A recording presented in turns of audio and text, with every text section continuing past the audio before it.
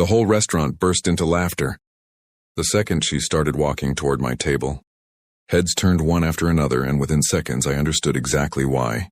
My so-called friends had swapped my blind date without saying a word to me.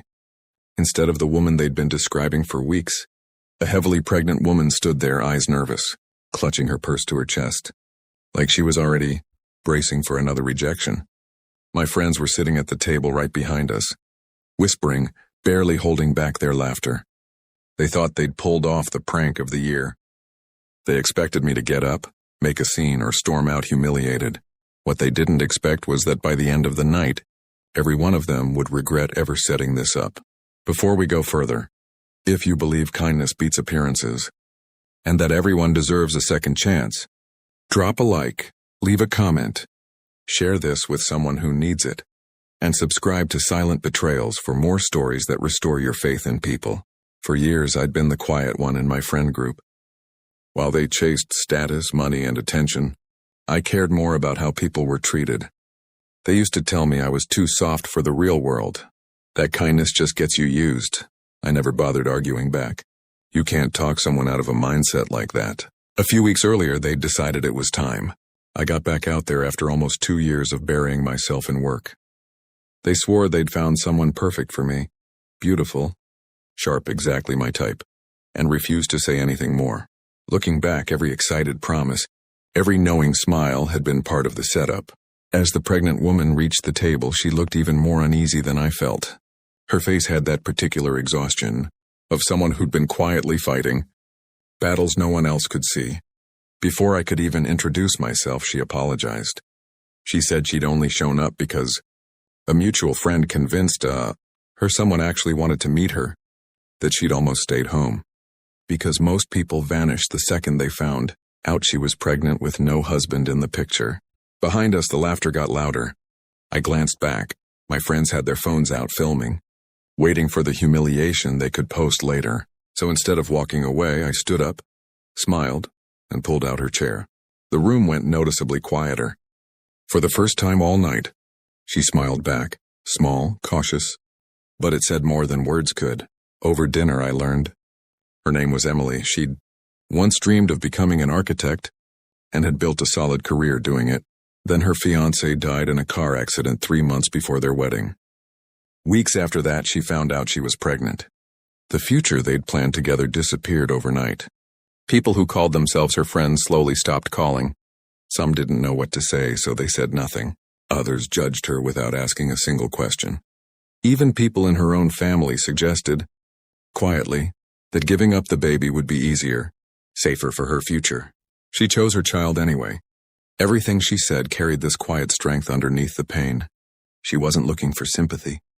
She just kept moving forward because someone smaller than her was depending on it. I completely forgot about the 2 people sitting behind us. Then something shifted. Other diners started glancing over, smiling.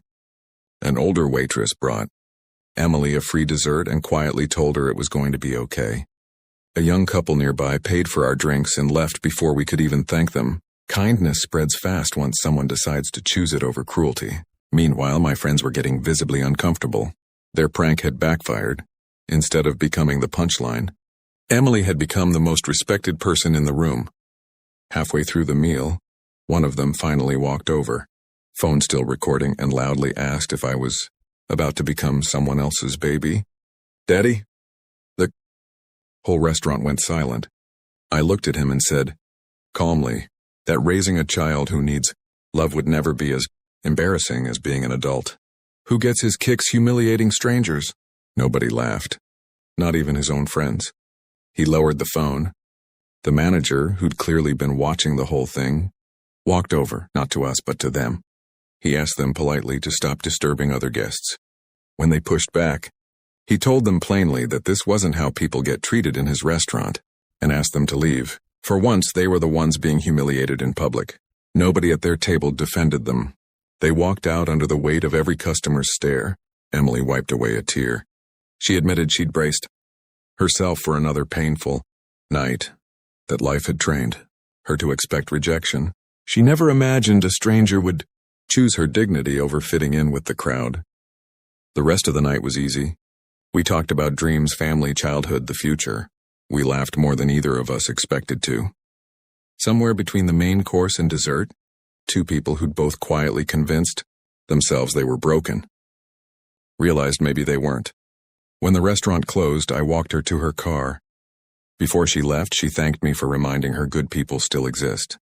Truth is, she'd reminded me of something bigger.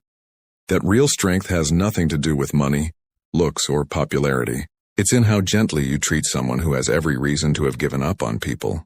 Over the following months, we stayed close. I went with her to appointments when she wanted company. We put together a nursery together, piece by piece. The day her daughter was born, I stood outside the hospital room with flowers in my hand, eyes wet. Not because any of this was planned, but because life sometimes writes a better story than we ever could. The friends who set up that prank eventually reached out to apologize. Watching an entire restaurant turn on them made them face who they'd become. Some of those friendships ended quietly. Others healed slowly once the apologies were real. Emily never forgot that first dinner. Neither did I. People still ask how we met, expecting some romantic story. Instead, we tell them the truth. It started with cruelty, and survived because kindness refused to back down. If this story got to you, type kindness in the comments. We want to know how many people still believe one act of compassion can change a life. And if this reminded you that everyone deserves respect, no matter their situation, like this video, send it to someone who needs a little hope today. And subscribe to Silent Betrayals for more stories like this one. Sometimes the best response to cruelty isn't anger. It's choosing a kindness so genuine it changes everyone who sees it. And on that one unplanned night, a cruel joke meant to break two strangers instead became the start of a family built on courage, kindness, and love that wasn't going anywhere.